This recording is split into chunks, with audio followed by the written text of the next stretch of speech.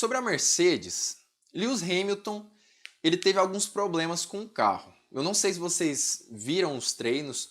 Treino livre 1 eu assisti ao vivo, às 6h30 da manhã, se eu não me engano. E o Lewis Hamilton ele teve alguns problemas com o carro, não problemas sérios, problemas de acerto principalmente. E no treino livre 1 ele reclamou que o carro dele não tinha boas velocidades de reta.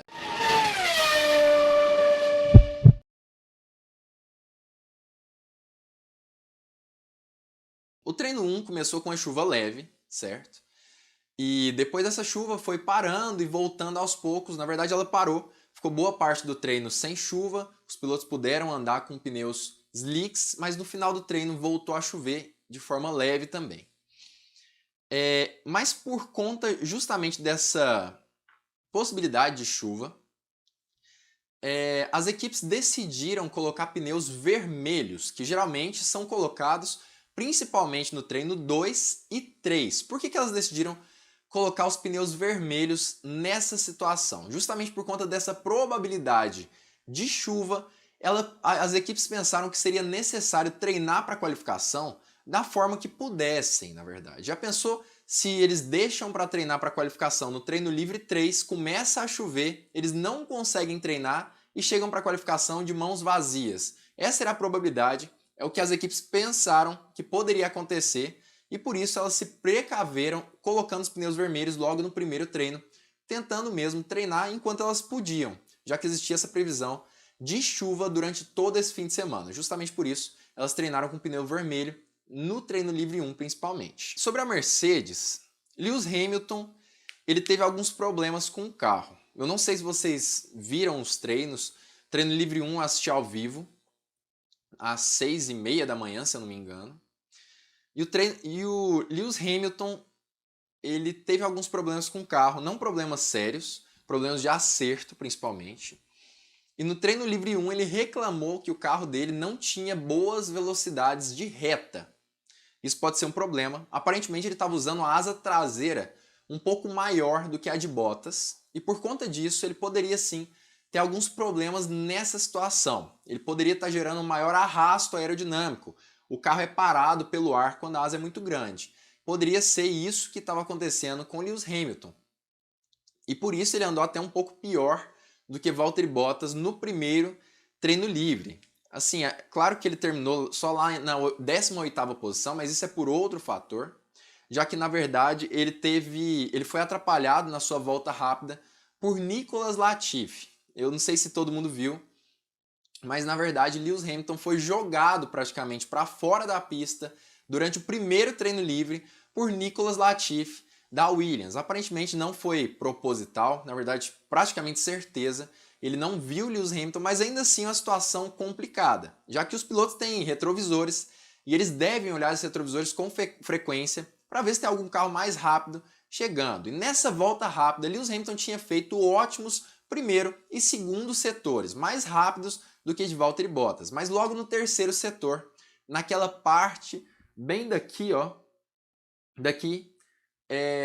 na última parte ali da pista, acaba que ele foi atrapalhado por Nicolas Latifi, jogado para fora e não conseguiu concluir essa volta rápida e não fez uma boa volta, terminando só na 18ª posição no primeiro treino livre. Sobre Valtteri Bottas, apesar dele ter feito ótimos tempos tanto no primeiro treino livre quanto no segundo, ele tem uma punição no bolso. Não sei se vocês sabem, mas ele ganhou 5 punições no grid de largada dessa corrida por conta do que aconteceu no GP da Hungria de Fórmula 1. Não sei se vocês se lembram, mas Valtteri Bottas fez um strike na hora da largada, bateu em todo mundo e por conta disso ele foi punido em 5 posições. Se eu não me engano, Lance Stroll também vai ser punido em 5 posições nesse GP de Spa de Fórmula 1. No treino livre 2, Lewis Hamilton melhorou muito, na verdade, e Valtteri Bottas se manteve bem colocado. Hamilton ficou em terceiro lugar,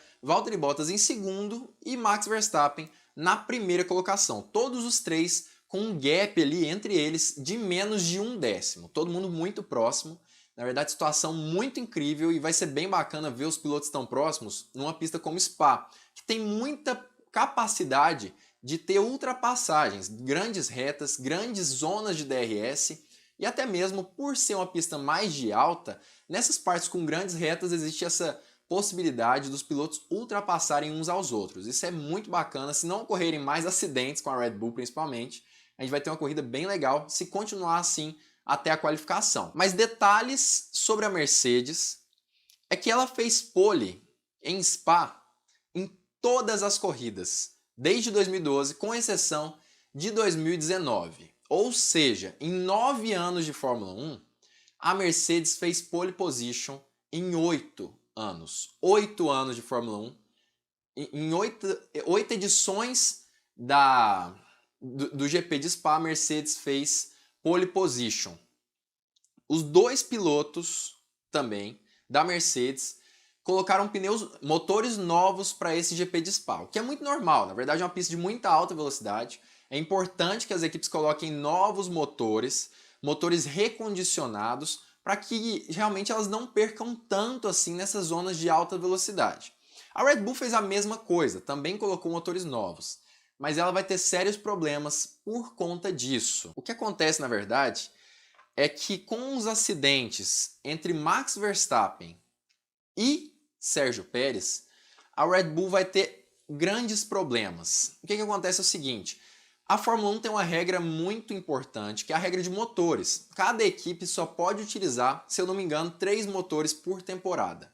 Ou seja, como ainda faltam diversas corridas, a Red Bull vai precisar utilizar um motor a mais por conta do acidente de Max Verstappen e Sérgio Pérez, que estragou os motores deles. Então, por conta disso, em algum momento do campeonato, vai ser necessário que a Red Bull coloque motores novos e assim ela vai ser punida em alguma corrida. Talvez seria interessante ela colocar esse novo motor agora no GP de Spa, já que é uma pista de alta velocidade e que permite muitas ultrapassagens. Entretanto, não foi essa, pelo menos até agora, a decisão da Red Bull. Na verdade, parece que ela vai colocar novos motores em outro GP desse ano, mas vai ser punida sim. Os motores de Sérgio Pérez e de Max Verstappen foram acabados, eles não têm mais aqueles motores e eles vão ser punidos em algum momento do ano, o que pode, na verdade, acarretar em um prejuízo muito grande, tanto no campeonato de construtores quanto no campeonato de pilotos para a Red Bull. Falando sobre a Red Bull, no treino livre 1,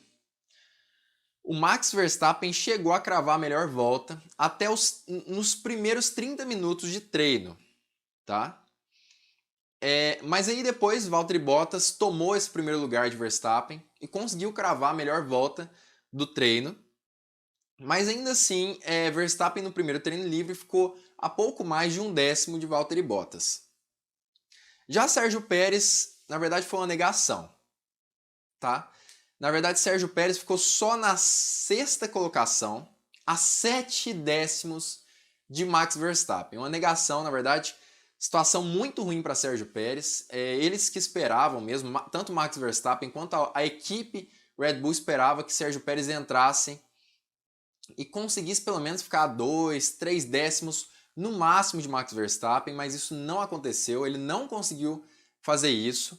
Ele está ficando a 7 décimos na maioria das corridas. Claro que existe a possibilidade de ser um momento de adaptação de Verstappen, mas ainda assim ele tem ficado muito atrás do que o planejado de Sérgio Pérez tem ficado muito atrás do que o planejado de Max Verstappen, tá? Entretanto, ainda assim, a Red Bull anunciou hoje, isso é praticamente assim, vamos dizer, uma bomba no automobilismo aí, anunciou hoje entre o primeiro treino livre e o segundo treino livre que Sérgio Pérez será piloto da Red Bull ainda para o ano de 2022. Ainda que tenha esse problema dele não conseguir acompanhar Max Verstappen, ainda assim a Red Bull decidiu colocar ele como piloto titular da equipe para o ano de 2022. E por conta disso, me parece que não existe grande possibilidade nem de Tsunoda, nem de Pierre Gasly subirem para a equipe principal. Na verdade, isso é impossível e me parece, na verdade, que os dois pilotos continuarão na AlphaTauri para o ano que vem, pelo menos. Ó, Pedro, ainda não teve o terceiro treino, viu? Pedro Rocha. O terceiro treino acontece sempre no sábado pela manhã, aproximadamente ali 6h30 da manhã, tá bom? Antes um pouco da qualificação. No treino livre 2, o que aconteceu foi que Max Verstappen fez a melhor volta do treino em si. Fez uma volta voadora, claro, não colocou nenhum décimo de diferença entre Hamilton e Bottas, mas fez uma ótima volta. Entretanto, ele bateu na mesma curva que Charles Leclerc. Essa curva ali, que na situação de Charles Leclerc acabou gerando uma bandeira vermelha, novamente gerou outra bandeira para Max Verstappen. Tá todo mundo perguntando como que foi essa batida e coisas nesse sentido.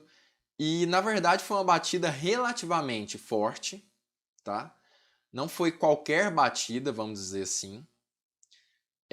Max Verstappen perdeu o controle do seu carro e por conta disso ele pode ter quebrado talvez a caixa de câmbio. Eu estou repetindo algo que eu falei no início da live, tá bom? Para quem não escutou. E o que acontece é o seguinte, se Verstappen precisar trocar essa caixa de câmbio, ele pode sim ser punido, tá bom? Existe essa possibilidade, vai depender de qual peça ele for trocar da caixa de câmbio realmente, mas existe sim essa possibilidade. Se isso acontecer, dependendo da peça que for necessário ser trocada, Max Verstappen pode sim ser punido, pode ser uma situação catastrófica para Verstappen nessa corrida. Claro que ainda não existe certeza.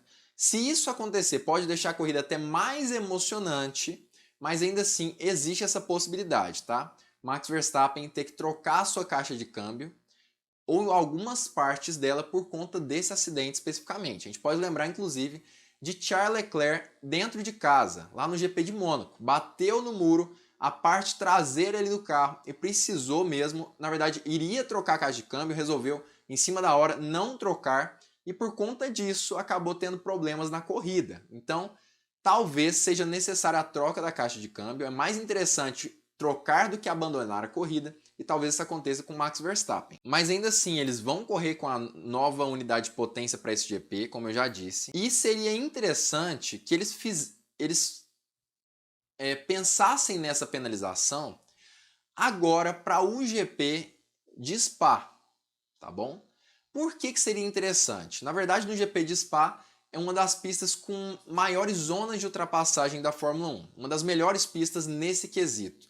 Muito interessante eles tentarem conseguir serem punidos mesmo, já que eles vão ter que ser punidos em algum momento desse campeonato, serem punidos nesse GP de Spa especificamente.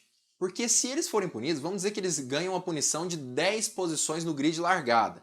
Acabem largando lá para 12º, 13º lugar, por exemplo. Ainda assim, eles têm grandes possibilidades de conseguirem chegar lá na frente no final da corrida. Isso é interessantíssimo para a equipe Red Bull. Poderia ser muito interessante para essa equipe, tá bom? Tanto para os pilotos quanto para a equipe. E assim eles teriam um dano minimizado no restante do campeonato. Mas parece que eles não vão fazer isso. Mas aparentemente, pelo menos, seria benéfico para eles fazerem isso.